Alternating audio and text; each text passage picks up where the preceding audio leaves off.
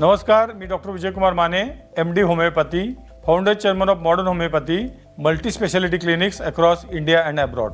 आज आपण chronic kidney disease, CKD किंवा एंड स्टेज रिनल डिसीज किंवा किडनी फेल्युअर या आजाराबद्दल माहिती जाणून घेऊया.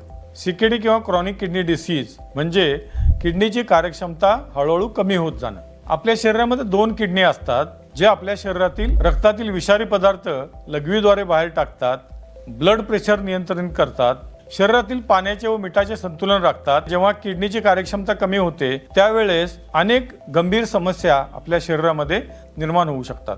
CKD किंवा क्रॉनिक किडनी डिसीज होण्याचे किंवा किडनीची कार्यक्षमता बिघडण्याचे प्रमुख कारण म्हणजे वेदनाशामक औषधांचा वापर, जसं की non steroidal anti inflammatory drugs, ज्यामध्ये आयबुप्रोपेन पॅरासिटामॉल कॉम्बिनेशन व डायक्लोफेनेक सोडियम ही प्रमुख औषधं आहेत. पेन किलर्स, अँटी ट्युबरक्युलर म्हणजे ट्युबरक्युलोसिसची औषधं, अँटी अलर्जिक औषधं म्हणजे अलर्जीसाठी दिली जाणारी औषधं, अँटीपायरेटिक म्हणजे तापाची वारंवार घेतली जाणारी औषधं, अँटीबायोटिक्स म्हणजे प्रतिजैवक, या औषधांमुळे सुद्धा किडनी फेल्युअर होऊ शकते. किडनी फेल्युअरच्या इतर कारणांमध्ये खूप वर्ष असणारा डायबिटीस मेलाइटस हे पण एक प्रमुख कारण आहे. त्यामुळं डायबिटीस कंट्रोलमध्ये ठेवायला पाहिजे. डायबिटीसच्या रुग्णांनी दिवसातून 2च वेळा जेवलं पाहिजे. अन्नामध्ये प्रोटीनचं प्रमाण वाढवलं पाहिजे, जसं की मासे आणि अंडी. आणि जे व्हेज खाणारे लोक आहेत त्या लोकांनी डाळी, स्प्राउट्स म्हणजे मोड आलेले धान्य, सोयाबीन किंवा पनीर किंवा दूध आणि दह्याचा जास्त प्रमाणात केलेला वापर. कार्बोहायड्रेट कमी करण्यासाठी भात, बटाटा, रताळी, साखर, गूळ, मैदा हे पदार्थ आपण टाळायला हवेत. लोक तंबाखू किंवा गुटख्याचं मोठ्या प्रमाणामध्ये सेवन करतात. अशा लोकांमध्ये किडनीमध्ये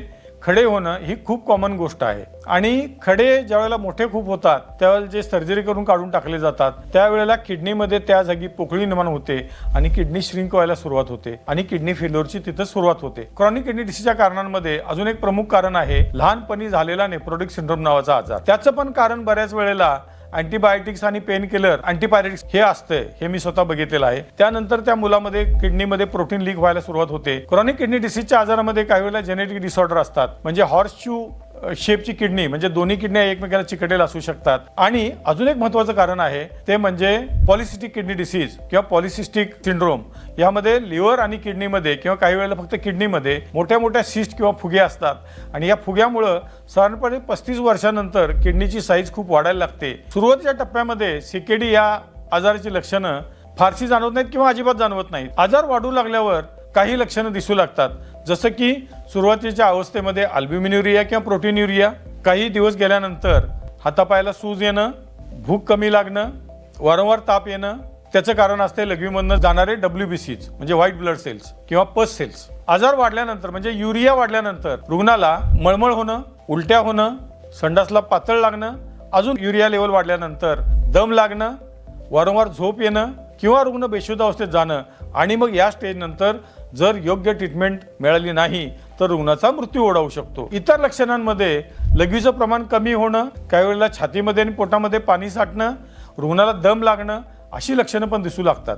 किडनी फेल्युअर डेव्हलप झाल्यावर किंवा युरेमिया झाल्यानंतर किंवा क्रिएटिन लेवल पण वाढायला लागल्यानंतर रुग्णाला ब्लड प्रेशर पण मोठ्या प्रमाणामध्ये वाढू शकतं. जर ब्लड प्रेशर जास्त प्रमाणामध्ये राहिलं तर रुग्णाला चक्कर येणं, डोकेदुखी राहणं किंवा मेंदूमध्ये रक्तस्राव होणं म्हणजे इंट्राक्रॅनियल ब्लीड असं त्याला म्हटलं जातं.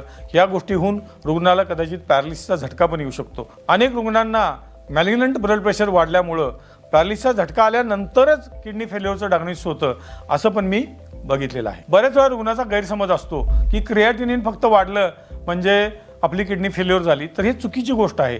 क्रिएटिनिन पण वाढणं, युरिया पण वाढणं, हिमोग्लोबिन कमी होणं, लघवीमध्ये प्रोटीन मोठ्या प्रमाणामध्ये जाणं, लघवीमध्ये पस सेल जाणं आणि युरेमियाचे लक्षण दिसणं म्हणजेच रुग्णाला एंड स्टेज रिनल डिसीज झालेला आहे. यासाठी कोणत्या टेस्ट करण्यात याव्यात तर CBC टेस्ट करण्यात यावी. त्याच्यासोबत सोनोग्राफी करणं. सोनोग्राफीमध्ये क्रॉनिक किडनी डिसीजमध्ये किडनीची साईज कमी झालेली दिसू शकते किंवा CMD म्हणजे कॉर्टिकोमेड्युलरी डिफरन्शिएशन लॉस झालेलं दिसू शकतं, म्हणजे ही कन्फर्मेटरी टेस्ट आहे. असं असेल, युरिया जास्त असेल तर रुग्णाला निश्चितपणानं एंड स्टेज रिनल डिसीज किंवा क्रॉनिक किडनी डिसीज हा आजार झालेला आहे असं डायग्नोसिस आपण करू शकतो. अजून एक तपासणी म्हणजे कॅल्क्युलेटेड आहे ती EGFR. याच्यासोबत इलेक्ट्रोलाइट्सचं मॉनिटरिंग म्हणजे रुग्ण ESRD मध्ये लँड झाल्यानंतर कॅल्शियम कमी होणं किंवा वाढणं, सोडियम कमी होणं किंवा वाढणं, पोटॅशियम वाढणं ह्या गोष्टी दिसतात. त्यामुळं कॅल्शियम क्लोराईड, पोटॅशियम आणि सोडियम या इलेक्ट्रोलाइट्सच्या तपासण्या नियमितपणानं करणं ही पण क्रॉनिक किडनी डिसीजच्या रुग्णांसाठी आवश्यक गोष्ट आहे. CKDचं किंवा ESRDचं डायग्नोसिस झाल्यावर रुग्ण मोठ्या प्रमाणामध्ये घाबरतात, कारण कन्व्हेन्शनल उपचार पद्धतीमध्ये त्यांना डायलिसिस आयुष्यभर करण्याचा किंवा किडनी बदलण्याचा सल्ला दिला जातो. पण तसं नाही. मॉडर्न होमिओपॅथीच्या विशेष संशोधित उपचारानं गेल्या 30 वर्षापासून आम्ही हे पाहतोय किंवा आम्ही हे केलेलं आहे की अनेक रुग्णांच्या एंड स्टेज रिनल डिसीजमध्ये सुद्धा रिपोर्ट हळूहळू कमी येतात आणि ते नॉर्मल होऊ शकतात. अनेक रुग्णांचं डायलिसिस पूर्णपणानं बंद झालेलं आहे. यामध्ये CKDमध्ये पण किंवा डायबिटीस नेफ्रोपॅथीमध्ये पण किंवा रुग्णांना ट्रान्सप्लांट करावं लागलेलं नाही. ते रुग्ण हेल्दी आणि आरोग्यपूर्ण लाईफ जगत आहेत, ज्यांचे रिपोर्टसुद्धा नॉर्मल आहेत. क्रॉनिक किडनी डिसीज किंवा ESRD या आजारामध्ये रुग्णांनी काय पथ्य पाळावं ही एक महत्त्वाची गोष्ट आहे. या रुग्णांमध्ये ब्लड प्रेशर हाय असल्यामुळं किंवा मॅलिग्नंट ब्लड प्रेशर असल्यामुळं मिठाचं प्रमाण हे एकदम कमी ठेवायला पाहिजे. 3 ते 4 ग्रॅम मीठच हे प्रत्येकालाच आवश्यक असते, तेवढंच ठेवणं ही महत्त्वाची गोष्ट आहे. किडनीच्या रुग्णांसाठी मीठ नसलेलं तिखट हे वापरलं पाहिजे आणि मीठ हे वरून घेतलं पाहिजे. म्हणजे साधारणपणे एका जेवणामध्ये 1च चिमूट मीठ हे आवश्यक आहे. फास्ट फूड आणि हॉटेलमधलं जेवण आहे ज्यामध्ये मिठाचा अवास्तव आणि अवाजवी वापर केला जातो, ते टाळणं ही महत्त्वाची गोष्ट आहे. त्यामुळे पॅकेज्ड फूड खाऊ नका, घरातलं जेवण खा. तुमच्यासाठी ते स्पेशली बनवलं पाहिजे. आणि सगळ्यात महत्त्वाची गोष्ट म्हणजे तेलाचं प्रमाण कमी करा. तळलेले पदार्थ टाळायला पाहिजेत. मटण आणि चिकन सुरुवातीला टाळणं ही महत्त्वाची गोष्ट आहे. त्यामध्ये मसाले आणि तिखट आणि मिठाचं प्रमाण जास्त असते. काही पदार्थामध्ये प्रिझर्वेटिव्ह असतात. प्रिझर्वेटिव्ह जसं की अजिनोमोटो किंवा मोनोसोडियम ग्लुटामेट हे पदार्थ पण टाळायला पाहिजेत. बाहेरचं जेवण टाळायला पाहिजे.